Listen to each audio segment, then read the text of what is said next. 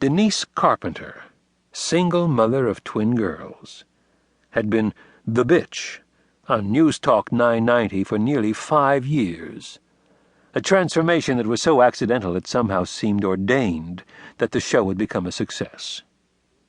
In October, 4 3/4 years before, she had been a traffic reporter, granted 30 seconds of airtime every half hour.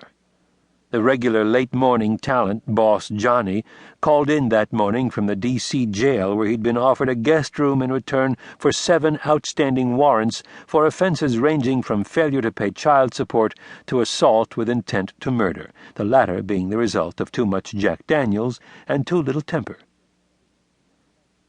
With only 20 minutes advance notice, Denise was told that she would get her big chance in major market radio. The news should have thrilled her.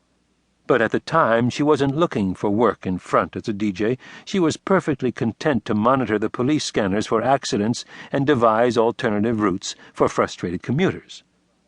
But she was smart enough to realize an opportunity when she saw it. At the time, her daughters, Laura and Erin, were only 5, and between daycare and rent there was barely enough cash left in any given week for food. A social worker friend of hers had told her that she qualified for food stamps, but Denise refused. She wasn't about to give Bernie the satisfaction of seeing her take charity. She had wanted the divorce, and she had wanted sole custody, and she had let him off the hook for even the tiniest amount of child support against the vehement objections of the judge. The last thing Bernie the bastard said to her as they left the courthouse was, "You're gonna starve without me." Over the ensuing 6 years, she'd come to think of those words as her good luck charm. With no notice and facing a once-in-a-lifetime chance to make an impression, Denise had walked into the booth briskly and confidently.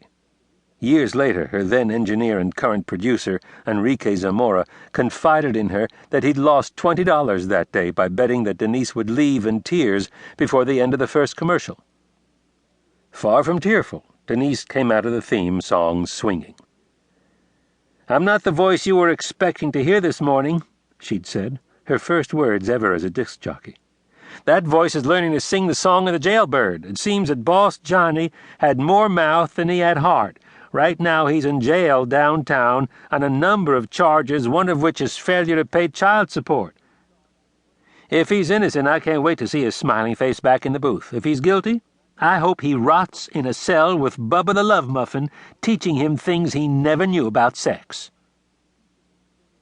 For the next 4 hours, Denise railed on about what was wrong with the social fabric of America, not hesitating to traipse on territory normally considered forbidden.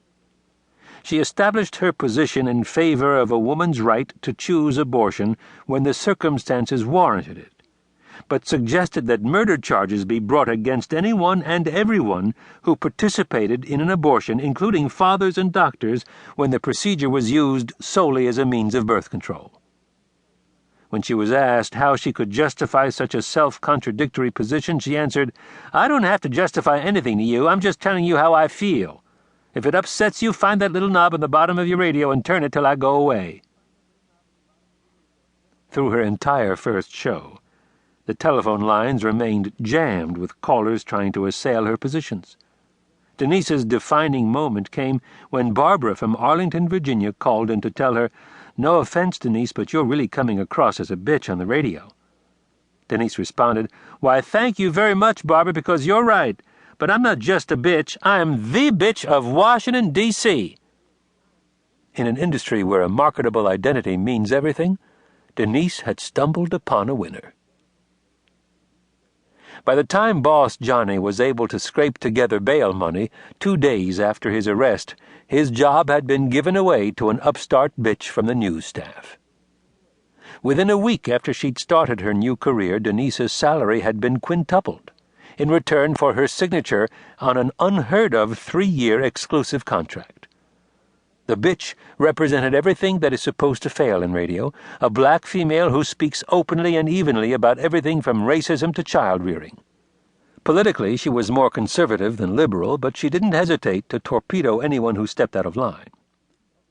3 weeks after her first show, News Talk 990 had picked up a full 6 percentage points.